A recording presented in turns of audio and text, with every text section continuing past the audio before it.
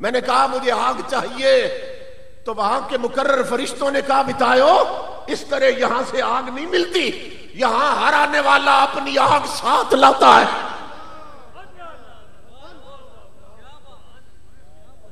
मोबाइलों में कजरियों के क्लिप भर के दिन रात तकने वाले नादान जवानों, तुम अपनी जहन्नुम खुद बना रहे हो। नेट पर फिल्में तकने वालों, शादियों पे ढोल बजाने वालों और रक्स और कंजरियों के डांस तकने वालों, तुम जहन्नुम का अजाब खुद बना रहे हो, क्योंकि हर गुनाह से जहन्नुम का एक अजाब बनता है और हर नेकी से जन्नत की एक नेमत बनती है। समझ गए ना? तो हम जो भी नेकी करते हैं, जो भी नेकी करेंगे, तो हम अर्ज करेंगे ना मौला इसका सवाब हुजूर की वसातत से, हुजूर की पहले, सबसे पहले हुजूर की बारगाह में। फिर अर्ज करेंगे कि इन दो शख्सियात की रूहों को पेश करते हैं, तो क्या होगा? जिब्राइल अमीन आएंगे और वो नेकियां जन्नत की नेमतों में बदल चुकी होंगी, वो जन्नत के थाल भर लेंगे, सीधे कब्र पे जाएंगे। हदीस पाक, यहां बंदे बंदों को रोकते हैं कब्रों पे न जाओ, अल्लाह जिब्रील को कहता है सीधा कब्र पे जा, ये थाल भर नेमतों के और सीधे कब्र पे जाओ। अगर कब्र में है कुछ नहीं तो जिब्रील क्यों जा रहा है? तेरी नजर ज्यादा तकती है जिब्रील की? कहते मर के मट्टी हो गए, कब्रें खाली पड़ी हैं। हदीस रसूल है, जिब्राइल अमीन को हुक्म है सीधे जाओ कब्र पर। कहते हैं जी रूह जन्नत में होती है, कब्र में कुछ नहीं होता, तो फिर जिब्रील को जन्नत में जाना चाहिए था ना, कब्र पर क्यों भेजा जा रहा है? जिब्राइल अमीन कब्र पे जाते हैं, इमामुल अंबिया फरमाते हैं चेहरे के सामने खड़े हो जाते हैं, जन्नत के थाल भरे हैं नेमतों से, और पता क्या कहते हैं? कब्र वाले को कहते हैं, ये हदीस के लफ्ज पढ़ने लगाऊं, कहते हैं या साहिबल कब्रिल अमीक हाज़िही हदियतुक, और गहरी कब्र में लेटे हुए प्यारे उठ, ये तेरे बेटों ने तेरे लिए तोहफे भेजे हैं। तसव्वुर कीजिए, नारा तकबीर, नारा रिसालत, नारा रिसालत, ये तेरी औलाद ने तेरे लिए तोहफे भेजे हैं। वो लेता है। अनस इब्न मालिक रज़ी अल्लाह ताला, हजरत अनस इब्न मालिक हुजूर के जलील कदर सहाबा में से है। उन्होंने पूछा या रसूल अल्लाह, जो कुछ हम भेजते हैं उन्हें मिल जाता है? फरमाया इन्नहु यसिलु इलैहिम, फरमाया मेरी उम्मत को बताना, कभी शक न करना, जो भेजते उन्हें मिल जाता है। हजरत अनस ने पूछा आका जब ये मिलता है उन्हें, जब जिब्रील थाल देते हैं, तो फिर उनकी कैफियत क्या होती है कब्र में? तो इमामुल अंबिया ने फरमाया यफरहून बिही कमा यफरहु अहदुकुम बिल हदिया, फरमाया वो जो कब्र वाले लेते हैं ना वो सारा कुछ जिब्रील से, तो वो कब्रों में इस तरह खुश होते हैं जिस तरह दुनिया में यार यार के तोहफे से खुश होता है।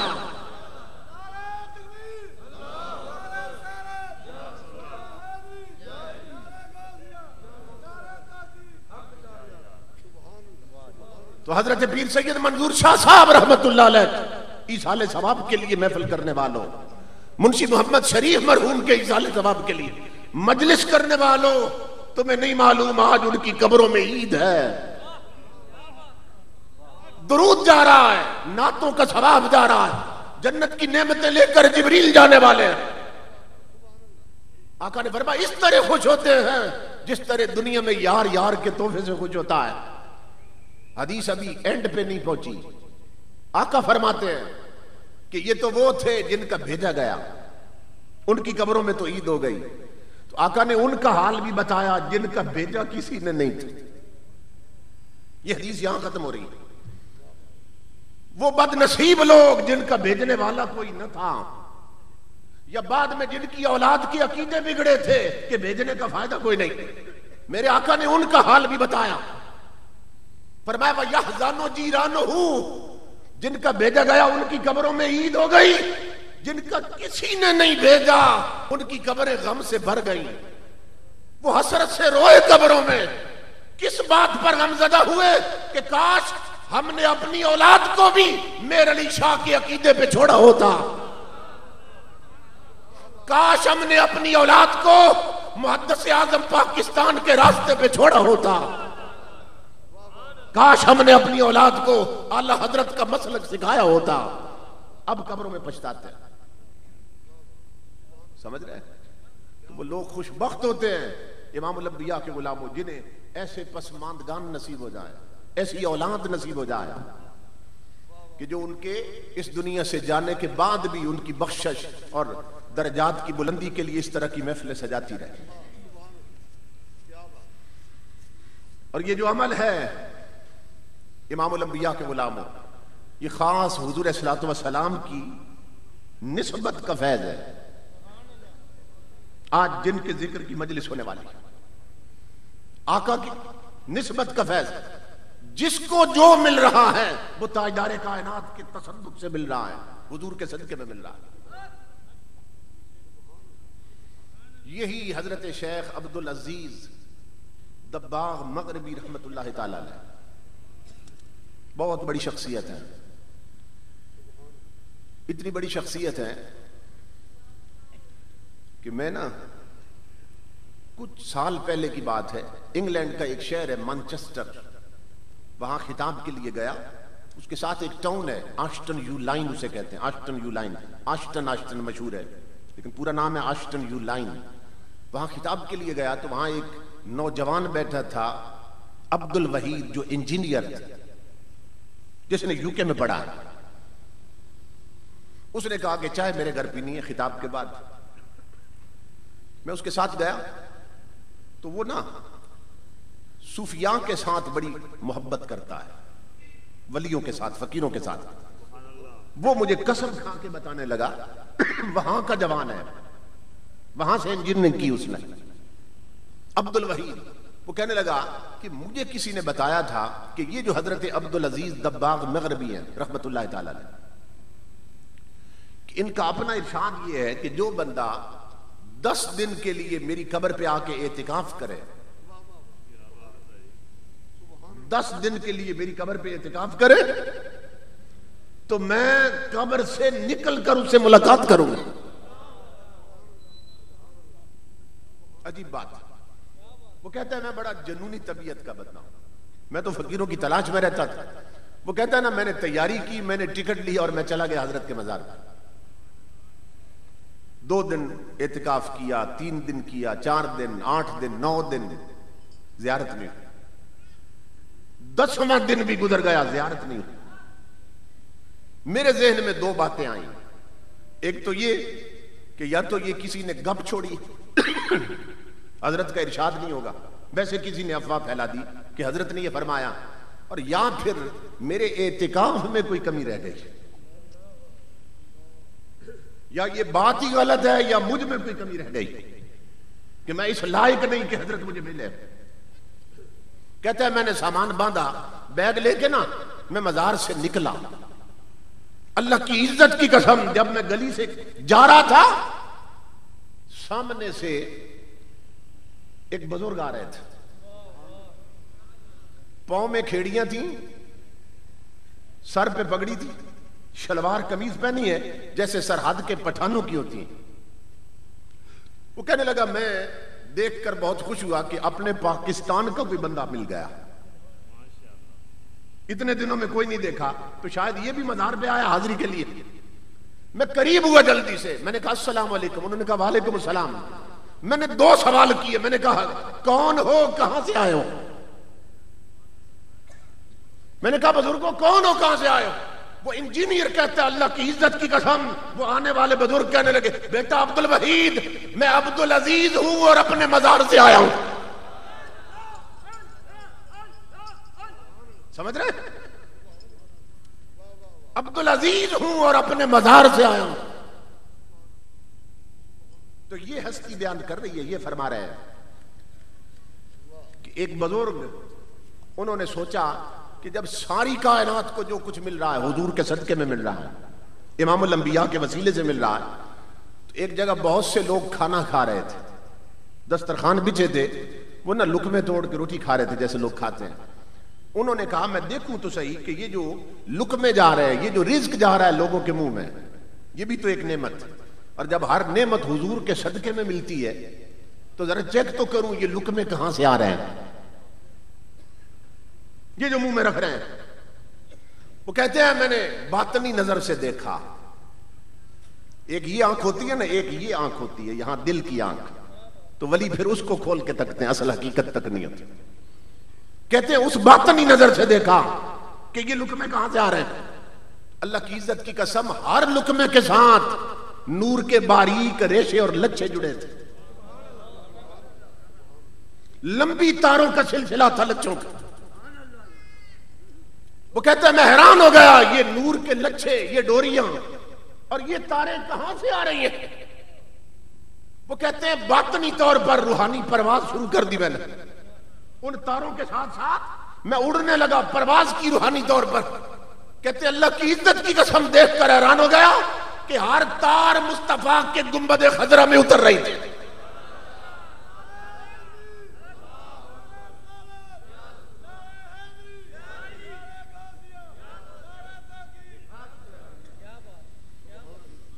उस वक्त मुझे आंखों देखा यकीन नसीब हुआ कि अगर किसी के मुंह में लुकमा भी जा रहा है तो वो भी मुस्तफा के सदके में जा रहा है।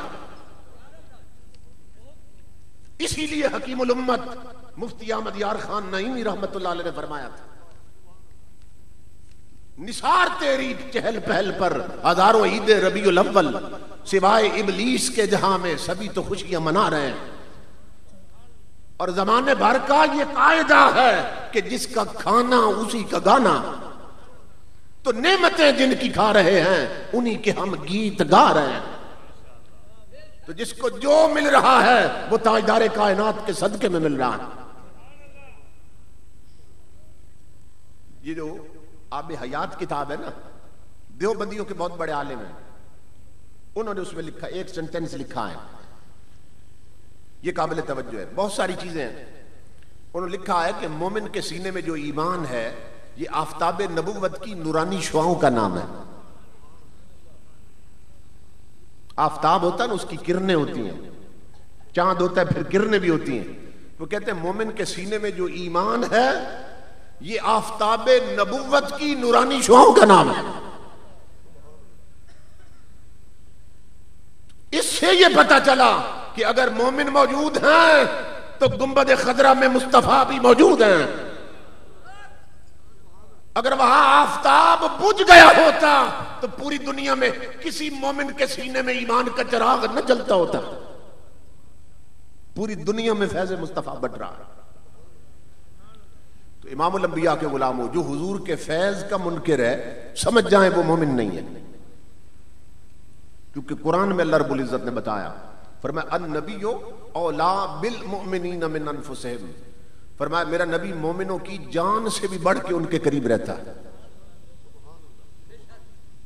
यानी जान दूर है, हमारे अंदर जो जान है कुरान कह रहा है वो दूर है और मुस्तफा जान से भी करीब है सल्लल्लाहु अलैहि वसल्लम।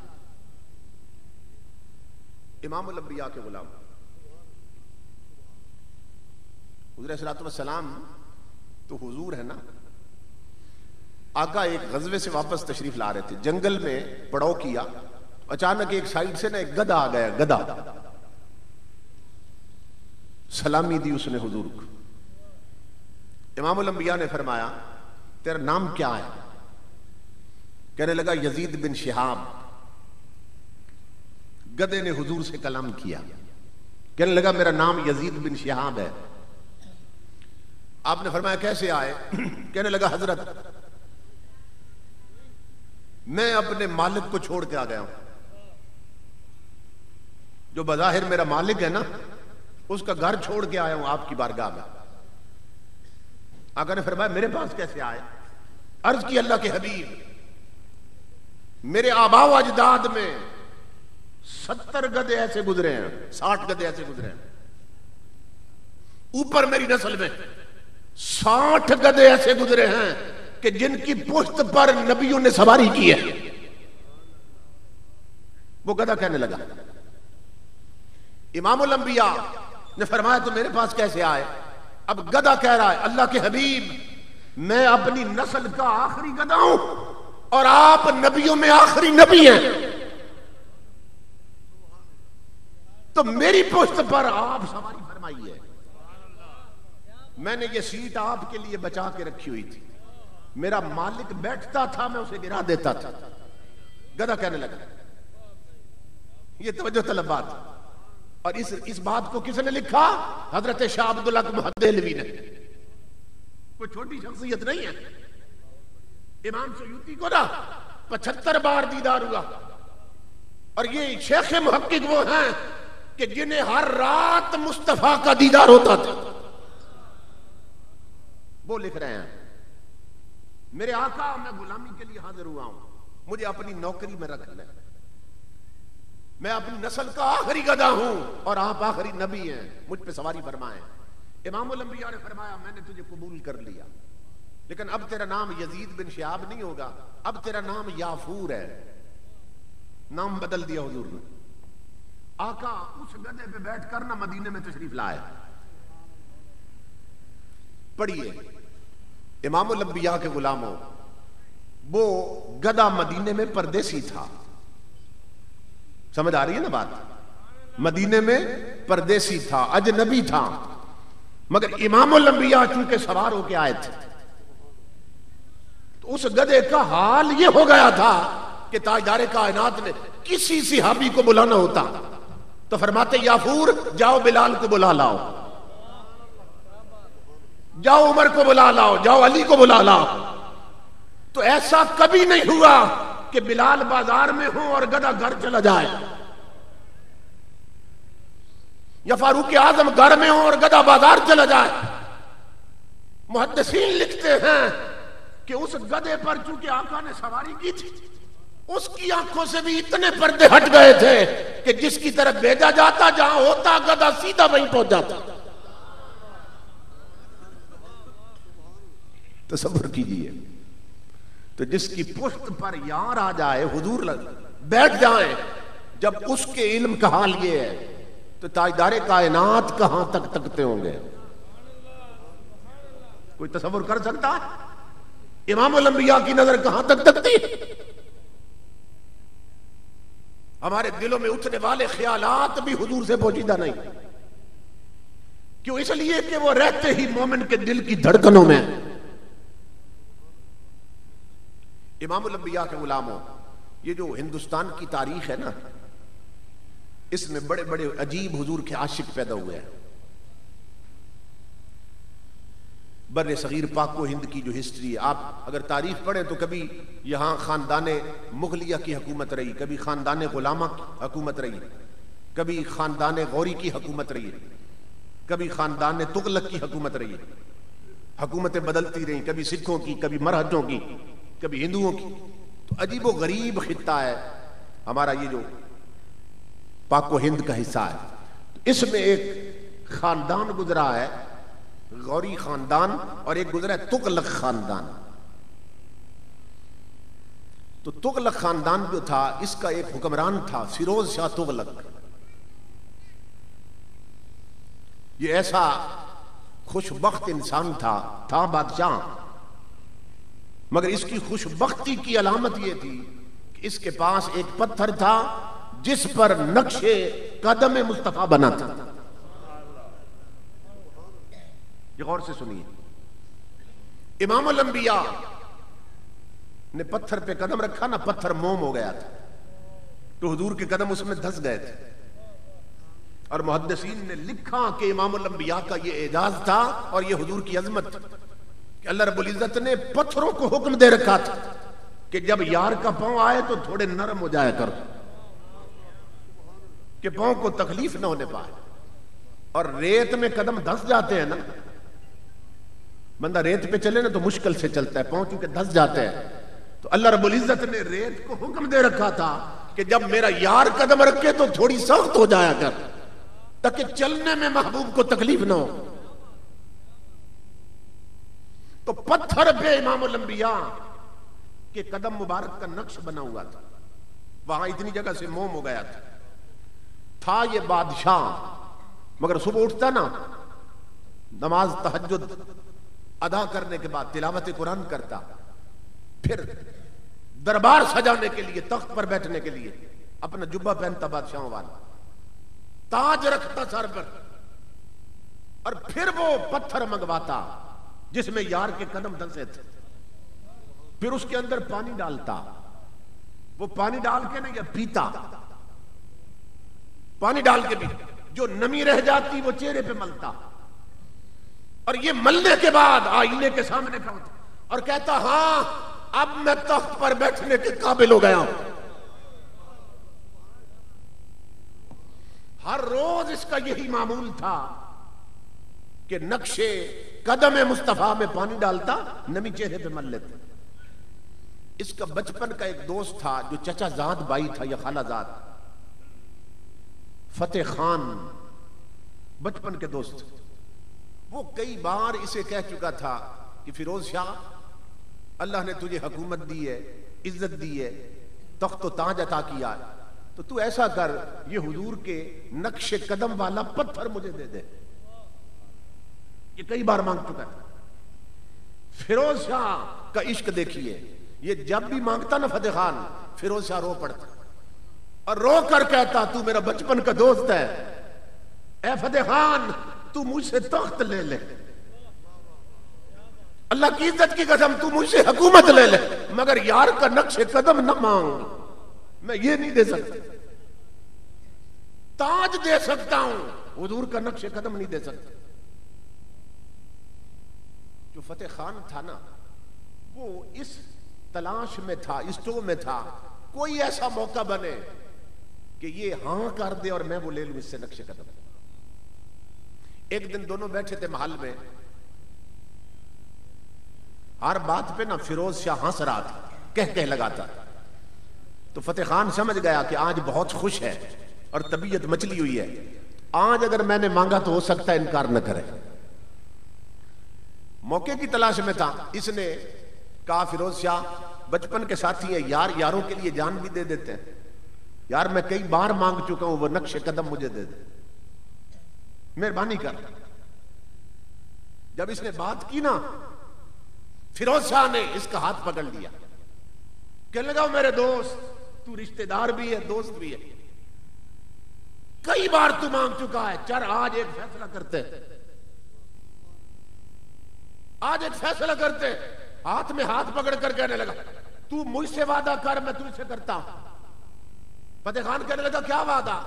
कहा, वादा करते हैं दूसरे के साथ कि हम दोनों में से जो पहले मर जाएगा, ये नक्शे कदम उसके सीने पे रख के हमेशा के लिए कब्र में दफन कर देंगे।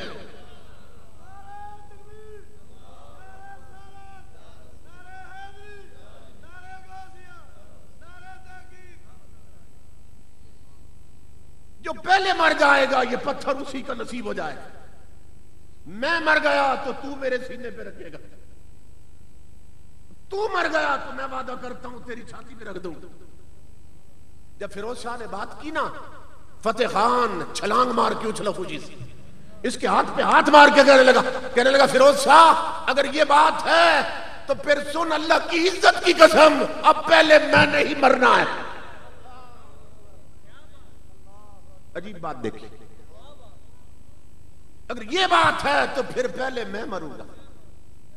फिरोज शाह कहने लगा, कैसी बातें करता है बच्चों वाली, ये न तेरे इख्तियार में है न मेरे इख्तियार में, ये तो वो जानता है पहले किसने मरना है, ये फैसला वो करे। फतेह खान कहने लगा, मैं बता दो रहा हूं, अब पहले मैं मरूंगा। फिरोज शाह उठ के अंदर चला गया, फतेह खान निकला उसके महल से, घोड़ा मंगवाया, घोड़े पे बैठा, पानीपत की तरफ घोड़ा दौड़ाया इसने। वो दौर था अल्लाह के एक बहुत बड़े वली हजरत कबीरुल औलिया का, जो पानीपत में उस वक्त मौजूद थे। वो जो कहते थे वो हो जाता था। फतेह खान सरपट घोड़ा दौड़ा रहा है कि उस वली से अपनी मौत की दुआ कराऊं। इश्क देखो मुस्तफा के साथ, महल में रहकर भी अंदर इश्क के चिराग जलते हैं। मौत लेने के लिए वली की बारगाह में जा रहा है। किस दर्जे पे थी उसकी मोहब्बत। वहां पहुंचा आस्थाने पर, दरबानों ने रोक दिया, मुरीदों ने रोक दिया। कहा किधर जाना चाहता है? कहा हजरत से मिलना चाहता हूं। कहा हजरत तो 3 दिन हो गए हालत शुक्र में है, हालत जलाल में है।